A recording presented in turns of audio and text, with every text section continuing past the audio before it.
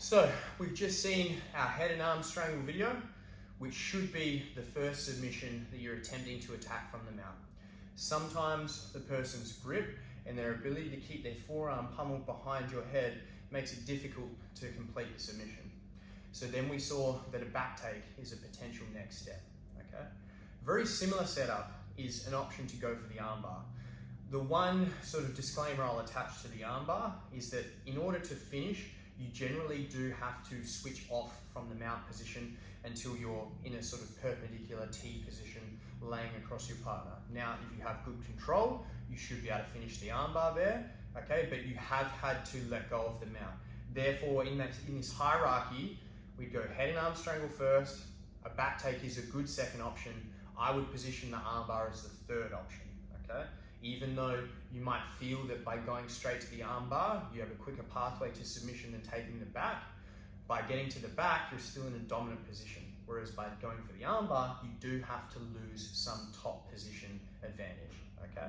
But the setup is very similar, okay? So if you're watching this video now, I'd go back to watching the back take video because I give more detail on this setup, okay? But still going through it loosely, I get the arm elevated, okay? As I get my single chest wrap, I would normally like to pummel my head to the outside, but my opponent knows what's happening and they keep their arm pummeled behind my head.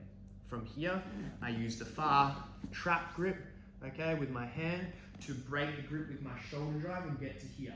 Now, at this point, instead of, we'll turn that a little bit, okay, instead of taking the arm under the chest and looking to take the back from here, okay, we stay in position here and we look to pummel for a second underhook, okay?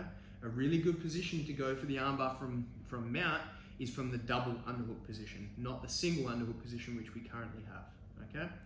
Because I'm in this position here, posture broken and this arm across my center line, it's much easier to pummel in and elevate this second arm, okay, given the poor posture the person has, much easier than the trouble we had initially elevating that first underhook, okay? So we're in position here. As I'm in place, I can much more easily now literally just go down with my hand and elevate this up. Again, we want to wrap these nice and strongly, no gaps here, okay? At this point, we start walking up to a much higher mount, okay? I'll turn a little bit. You'll see my knee is literally at the armpit here, okay? Again, stopping my partner from being able to get that inside space back, all right? So I'm wrapped here. I've got my double underhooks elevated. I come to a really high mount. Now, I need to switch most of my weight to one side so that I can unweight the other leg. In this case, I'm going to shift my weight to my right leg. So it sneaks a little bit higher around the corner, okay? My left leg is now virtually completely unweighted. My weight is shifted onto my right thigh.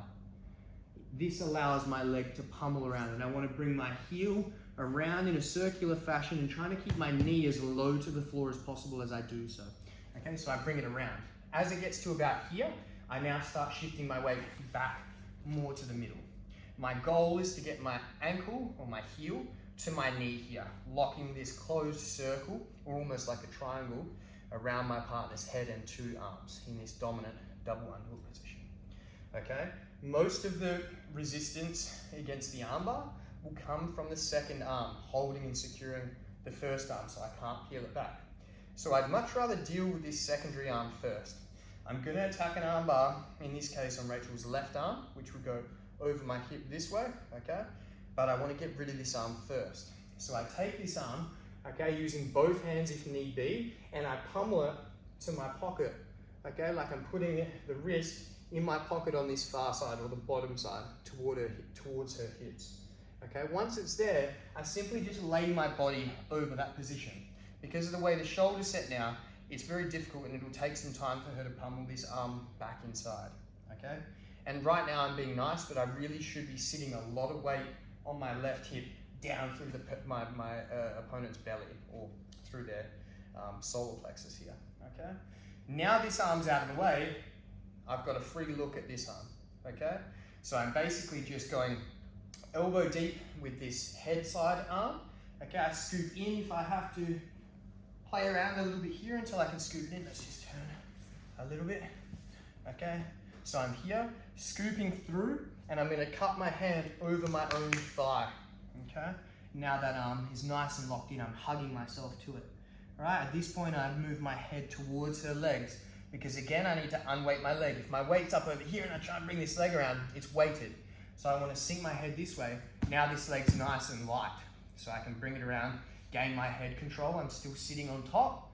And at this point, I can start to attach to the arm, sink off to the side. Heel back very heavily.